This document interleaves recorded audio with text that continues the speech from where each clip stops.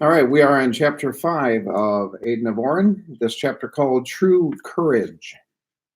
The remainder of the day went by without incident. Lily, Mackenzie, and Charles made great light of the hooded man and the way he talked. Aidan, however, could not laugh with them. They hadn't seen what was under the hood, but Aidan had. He would never forget the twisted face and the bloodshot, bulging eyes that seemed to look right through him. He pondered on the fantastic events of the day and wondered how it was possible for him to stand and face the hooded man when everyone else ran away. That just wasn't like him. As the sun began to set, Grandmama came in from the garden, where she had been working the better part of the day. She was washing her hands when Aidan walked up behind her and gave her a big hug. "Oh, how nice," she said as she put away the hand towel.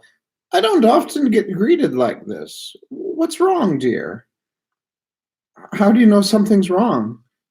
"Well, you hugged me in a manner that says you're very glad to be home, and your face has that worried look."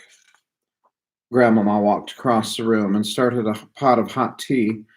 She looked over at him and asked, "Has something frightened you?" "Well, I just have never seen anything like the man that we met in the market today." He paused for a moment. Yes, yes, I was frightened. In fact, I've never been so frightened in all my life." "Ah, fiddlesticks," said Charles as he walked into the room. "It wasn't all that bad. It was just a tall man and an oversized blanket on his head." "How would you know?" quipped Aidan. "Your head was under my collar the whole time, and you shook like a leaf." Grandmama laughed and said, "I've got some breading in the pantry. Perhaps we will have fried chicken tonight after all." "Well, excuse me," exclaimed Charles as he pranced across the floor on his way out the door. "I was just trying to help. Will you please stop talking about eating me?" Grandmama poured a cup of hot tea and sat down beside Aidan as he stared out across the table, not really looking at anything. I saw his face," I said quietly. "It's all right now," Grandmama said as she put her arm around him. "The hooded man is gone." Aidan turned and looked at his grandmama. "How did you know I saw a hooded man?"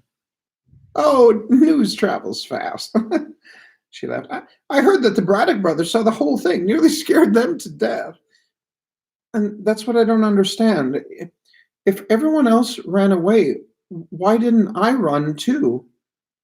"My child, fear is nothing more than concern for oneself. True courage, on the other hand, comes from concern for others. The bravest men in the world are those with tender hearts. Today you stood before the stranger because you were protecting your friends." Grandmama leaned over and placed a kiss on Aidan's forehead. "Remember, the building blocks of courage are these: love, compassion, and a tender heart." Aidan took a deep breath. "You know, I sort of made a fool out of myself today in front of Eric and Kyle. I heard about what you said to them.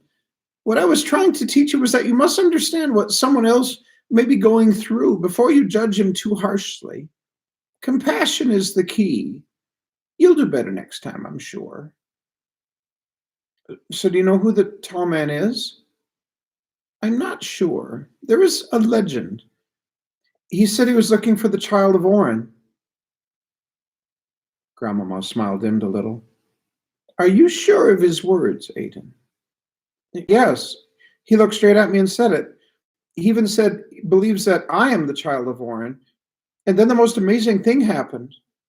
"I know, dear," said Grandmama with worry in her voice. "We felt the earth shaking all the way over here.